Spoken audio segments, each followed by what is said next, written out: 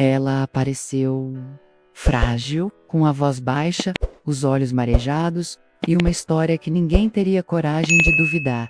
Disse que estava com câncer. Disse que estava no fim. Disse que precisava de alguém. Que ele, com um coração aberto, ofereceu tudo o que podia durante mas ele viveu cada dia, achando que poderia ser o último dela. Cancelou viagens, vendeu o carro, pegou empréstimo no banco, tudo para ajudar a mulher que ele acreditava estar lutando pela vida. Mas o que ele não sabia é que aquela luta nunca existiu, porque a única coisa que ela queria salvar era a própria conta bancária. E o mais cruel? Ela olhava nos olhos dele enquanto mentia. Ela chorava, pedia ajuda e sumia com o dinheiro.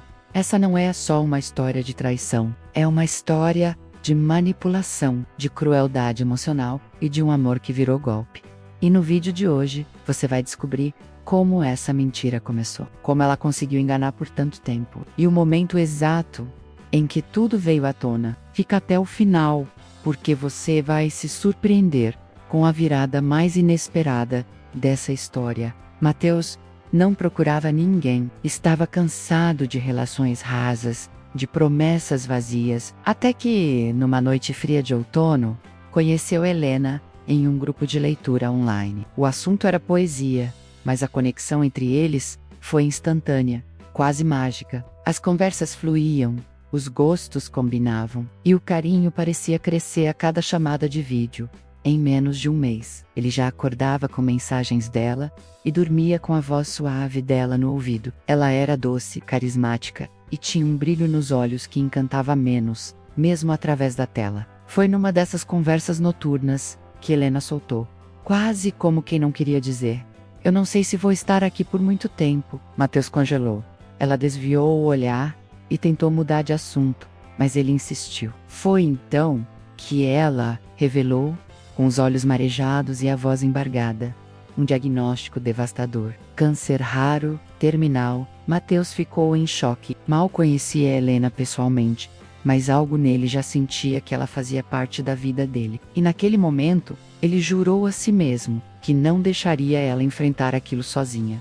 Helena agradeceu, com um sorriso triste, mas nos olhos dela havia algo além da tristeza, um brilho sutil, quase imperceptível. Após a revelação do diagnóstico, Helena passou a compartilhar detalhes da doença com Mateus: exames, sessões de quimioterapia, idas ao hospital, enjoos e noites sem dormir. Cada relato vinha carregado de emoção e do pedidos discretos de ajuda. Primeiro, foi o remédio que o plano de saúde não cobria. Depois, uma consulta de emergência em outra cidade. Em pouco tempo, Mateus passou a enviar dinheiro com frequência, sem pensar duas vezes. Afinal, ela estava lutando contra a morte. E ele estava ali por amor. "Não se preocupa. Quando eu melhorar, vou te devolver tudo." Com juros de carinho, ela dizia, entre emojis de coração e carinhas tristes. Mateus acreditava em cada palavra. Começou a trabalhar mais, a recusar saídas com os amigos, a viver em função das mensagens de Helena. A cada dia, ela parecia mais frágil, mais sofrida, mais dependente dele. E isso, de certa forma, fazia com que ele se sentisse importante, menos como se fosse a única razão dela continuar lutando. Mas havia algo estranho. As fotos do hospital sempre mostravam o mesmo quarto, o mesmo lençol, a mesma pulseirinha no braço. Ele chegou a perguntar, em tom de brincadeira: "Você sempre vai no mesmo dia, né?" Helena desviava, inventava uma história qualquer. E ele, apaixonado, deixava passar. O que Mateus não sabia é que por trás daquele drama todo, havia uma mentira bem mais grave, e a lista de despesas médicas só estava começando a crescer. Certa noite, enquanto Mateus revisava as transferências feitas nos últimos meses, algo dentro dele começou a incomodar. A soma passava de 20 mil reais. Remédios, exames, passagens, hospedagens, tudo para tratar a doença terminal da mulher que ele mal conhecia pessoalmente. Mas o amor, esse sim, era real, pelo menos para ele.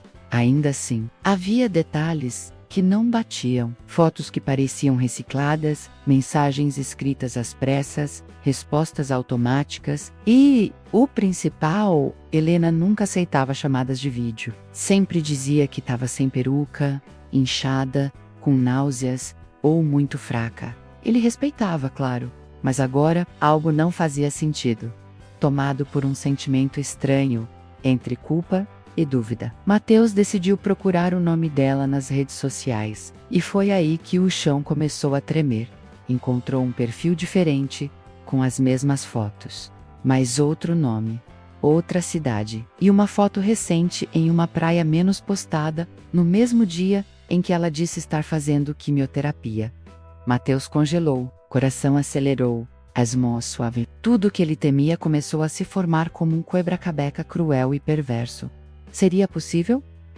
A mulher que ele tanto ajudou não estava doente? Sem dormir, ele passou a madrugada tentando encontrar mais pistas. E a cada clique, a cada nova imagem, a mentira começava a se desmanchar na sua frente. Mas nada o prepararia para o que ele descobriria no dia seguinte. Na manhã seguinte, Mateus não foi trabalhar. O corpo estava presente, mas a mente ainda vagava entre prints, perfis falsos e a dor de quem percebe que foi enganado por amor. Determinou-se a encarar de frente. Criou um perfil falso, Helena com outro nome, e começou a conversar. Ela aceitou em minutos. Em poucas horas, já estava repetindo o mesmo roteiro. Histórias tristes, suposto diagnóstico, sofrimento e, claro, pedidos de ajuda financeira. Foi como levar um soco no estômago. Mateus decidiu confrontá-la. Mandou uma mensagem direta. Você não tem câncer, né? Nem me ama. Só queria o meu dinheiro. O que voltou não foi negação, nem pedido de desculpas. Foi bloqueio. Helena desapareceu da vida dele como se nunca tivesse existido.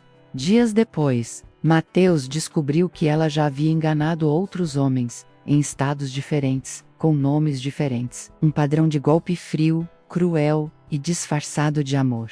Ele ficou arrasado, mas também mais forte. Com o tempo superou e decidiu transformar sua dor em alerta para outros, porque quando o amor vem com pressa, choro e cobrança, pode ser que por trás das palavras doces exista apenas uma armadilha. Se você gostou dessa história e quer mais relatos de golpes emocionais e reviravoltas chocantes como esse, se inscreva agora no canal. Caiu no golpe? Deixe seu like, comente o que você achou e compartilhe com alguém que precisa abrir os olhos. Nos vemos no próximo vídeo.